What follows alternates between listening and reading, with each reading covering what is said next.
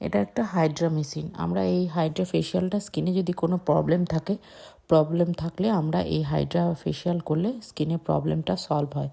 এখানে দেখুন অনেকগুলো এলইডি মাস্ক আছে, অনেকগুলো কালার আছে, যেমন রেড আছে, গ্রিন আছে, ব্লু আছে, ইয়েলো আছে, পার্পেল আছে, এরকম এলইডি অনেকগুলো কালার আছে। প্রত্যেকটা কালারই কিন্তু স্কিনে অনেক রকম ওয়ার্ক করে। নানা রকম ওয়ার্কের জন্য এই কালারগুলো এক এক রকম কালার দিয়ে এলইডি মাস্কটা তৈরি হয়েছে। যেমন আমরা বলতে পারি রেড কালারটা খুব ডিপ কালার, অনেক ভিতরে স্কিনের অনেক ভিতরে যায়, স্কিনের কোলাজেন রিমডেলিং করে এবং ফাইন লাইন্স এবং রিঙ্কেলগুলো সলভ করতে সাহায্য করে।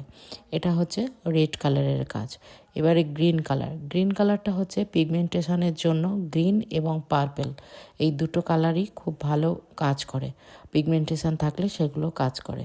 আর এরপরে হচ্ছে আপনার ব্লু কালারটা হচ্ছে সুপারফিশিয়াল কালার। এই কালারটার জন্য ব্রোনো, অ্যাকনে, স্কিনে যদি অন্য কোনো সমস্যা থাকে সেটার জন্য সলভ করে। আর ইয়েলো কালারটা স্কিনে ইভেন আনইভেন টোন থাকলে ঠিক করে।